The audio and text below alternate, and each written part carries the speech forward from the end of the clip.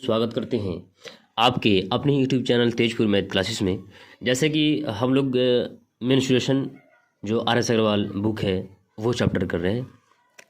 और मेरे प्यारे भाई देखिएगा, हम लोग 90 तक क्वेश्चन कर चुके हैं। आज हम लोग 91 से स्टार्ट करेंगे। और 91 नंबर क्वेश्चन कहा है, एक समबाहु त्रिभुज की माध्यिकल की लंबाई x हो तो त्रिभुज का क्षेत्रफल कितना है। तो मेरे प्यारे भाई आपको मालूम होना चाहिए कि फार्मूला भी आपको याद है, सारी कुछ बात याद है, लेकिन थोड़ा सा कठिनाई है। तो माध्यिका की लंबाई मतलब होता है यानी √3/2 भुजा बराबर हम कह सकते हैं x। कहने का मतलब ये है कि समबाहु त्रिभुज का h कौन होता है, यही ना होता है h, इसका माध्यिका x है ना। ठीक है, तो आप h, ये h है जो इसका लंबाई भी x दे रखा है, यानी हम निकाल सकते हैं h बराबर क्या होगा 2x/√3, यानी ये भुजा निकल गया। क्या निकल गया? भुजा निकल गया। ठीक है, ये क्या निकल गया? भुजा निकल गया। अब जब भुजा निकल गया तो आप इसका क्षेत्रफल भी निकाल सकते हैं। क्षेत्रफल होता है √3/4 भुजा के स्क्वायर। जब इसको हम लोग रखेंगे इस पर तो कैसे हो जाएगा? ये हो जाएगा √3/4 और इसका स्क्वायर यानी 4x² बटा, इस पर स्क्वायर करेंगे 3√3 पर तो 3 हो जाएगा। ठीक है, 4 से 4 कट जाएगा। फाइनली जो होगा वो होगा √3/4x²। देखिए ऑप्शन नंबर आपको मिलेगा। ऑप्शन नंबर आपको बटा में, अरे 4 ना है, 3 है, 3 आ जाएगा ना, 3 है। तो ऑप्शन नंबर 92 नंबर क्वेश्चन बोला है, एक समबाहु त्रिभुज की प्रत्येक भुजा 24 सेंटीमीटर है, इसके अंतःवृत्त का क्षेत्रफल कितना है ये बताना है। तो यहाँ से हम लोग निकाल सकते हैं इसका, क्या निकाल सकते हैं? इसका एक ऊंचाई भी निकाल सकते हैं, है ना। √2 भुजा कितना है? 24 है, तो 24 का गुना कर लेंगे तो ये हो जाएगा 12, यानी हो जाएगा h बराबर कितना हो जाएगा? 12√3 हो जाएगा। ठीक है, ध्यान में है। अब देखिए इसके अंतःवृत्त का क्षेत्रफल क्या होगा। तो आपको ये बात मालूम होना चाहिए कि अगर एक समबाहु त्रिभुज के अंदर, ध्यान देंगे, एक समबाहु त्रिभुज के अंदर अगर हम, बाहर वृत्त है और एक अंदर वृत्त है, ठीक है, तो अंदर वृत्त और बाहर वृत्त यानी बड़ा वृत्त और छोटा वृत्त, बड़ा वृत्त छोटा वृत्त का त्रिज्या का अनुपात 1:2 होता है, आपको मालूम होना चाहिए। तो यहाँ से यहाँ तक h है, यहाँ से यहाँ तक लंबाई 12√3 है, तो आप कह सकते हैं इसका 1/3 लेंगे तो छोटा r निकल जाएगा। तो छोटा r बराबर हो जाएगा 12√3 का 1/3, तो 3 चौकी 12, यानी छोटा r कितना निकल गया? 4√3 निकल गया। ठीक है, और जब छोटा r 3 निकल गया तो आपसे क्षेत्रफल पूछा है, अंतःवृत्त का क्षेत्रफल, तो इसका स्क्वायर कर देंगे पाई, इसका स्क्वायर करेंगे 4√3 का स्क्वायर करेंगे तो 4 चौकी 16 और ये 3 16 48, यानी 48 पाई जो होगा इस क्वेश्चन का फाइनल आंसर होगा। ठीक है, आगे देखिएगा, आगे क्या है, बोला है कि एक समबाहु त्रिभुज के अंतःवृत्त का क्षेत्रफल 462 वर्ग सेंटीमीटर है, इस त्रिभुज का परिमाप कितना होगा ये बताना है। तो देखिए निकलेगा, ये भी क्वेश्चन बनेगा, बहुत जल्दी बनेगा। देखिए एक समबाहु त्रिभुज का अंतःवृत्त, तो अंतःवृत्त यानी छोटा r बराबर कितना है? पाई, भाई क्षेत्रफल है ना, πr², और r² का मान कितना दिया है?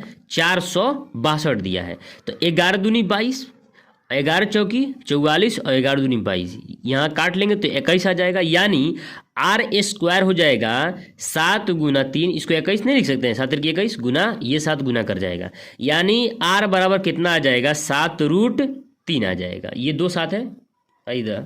अब समझ में आया? देखिए अब क्या है, अब बोला है इस त्रिभुज का परिमाप क्या होगा। तो एक बात आपको हम बताना चाहते हैं, अभी पिछले क्वेश्चन में बताए हैं कि अगर समबाहु त्रिभुज के अंतःवृत्त, ध्यान देंगे, अंतःवृत्त और बाह्य वृत्त का त्रिज्या को जो अनुपात होता है वो कितना होता है? वो होता है 2:1 होता है या 1:2 होता है। ठीक है, तो जब छोटा r इतना है तो बड़ा r भी निकाल सकते हैं। जब छोटा r 7 है तो बड़ा r कितना हो जाएगा? 14√3 हो जाएगा, और छोटा r कितना है? 7√3 है।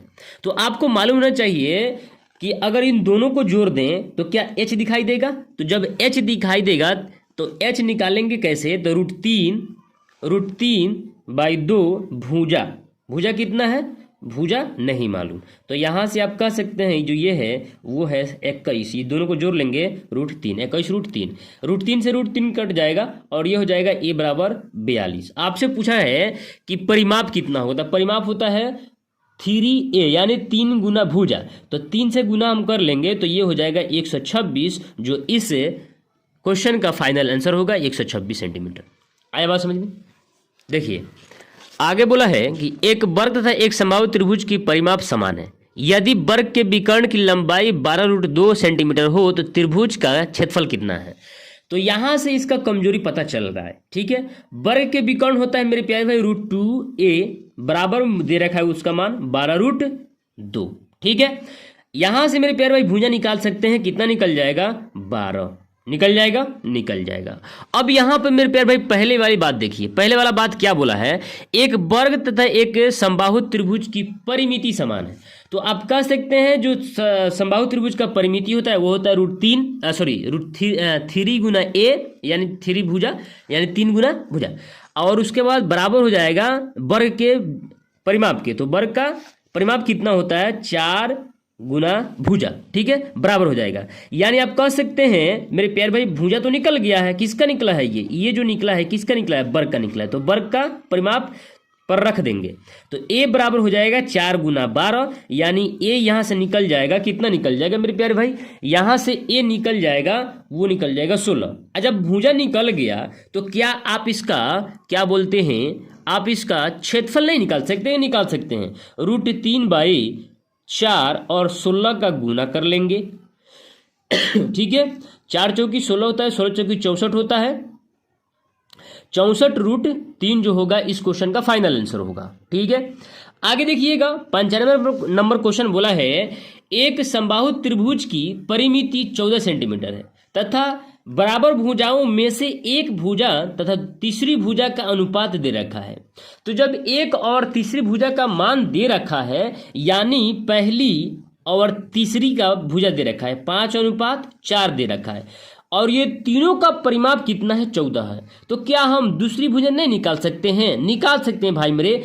14 में कौन ऐसी संख्या 5, 4, 9 में कौन ऐसी संख्या जोड़े ताकि 14 हो जाए, तो आप कहेंगे 5 जोड़ लीजिए ना 14 हो जाएगा, तो क्या इस प्रकार से हमको 3 भुजा दिखाई नहीं दे दिया, तो आप यहां से आप निकाल सकते हैं इसका एक साइड यानी सेमी सर्किल निकाल सकते हैं। कैसे निकाल सकते हैं, तो इन तीनों भुजा को जोड़ लीजिए। अब ये 3 भुजा जोड़ेंगे कैसे, क्योंकि ये समद्विबाहु है, समबाहु नहीं है, ये समद्विबाहु त्रिभुज है, तो इसको हम लोग अगर भाग कर दें 14 को 2 से भाग कर दें तो 7 मिल जाएगा, ये 7 क्या है, इसका सेमी सर्किल है, ठीक है। अब यहां से मेरे प्यारे भाई हम लोग निकाल सकते हैं s minus B a s minus b s minus c पर हम लोग निकाल सकते हैं इसका रूट अंडर, ठीक है। तो जब हम लोग 7 s का 7 इसमें से घटा देंगे 2, इसमें से घटा देंगे 4 में से 3, 5 में से घटा देंगे 7 को 2, सबका रूट अंडर, इसमें से कौन निकल जाएगा 2 निकल जाएगा बाहर, और 7 तिरकी 21, 7 तिरकी 21 अंदर रहेगा, ठीक है। तो यहाँ से क्या हो गया मेरे प्यारे भाई, यहाँ से √2√21 जो हुआ इस क्वेश्चन का फाइनल आंसर हुआ, ठीक है। आशा करते हैं कि आज की वीडियो आपको हेल्प लगा होगा और पसंद आया होगा। मिलते हैं फिर कल अगले वीडियो में, जब तक के लिए जय हिंद।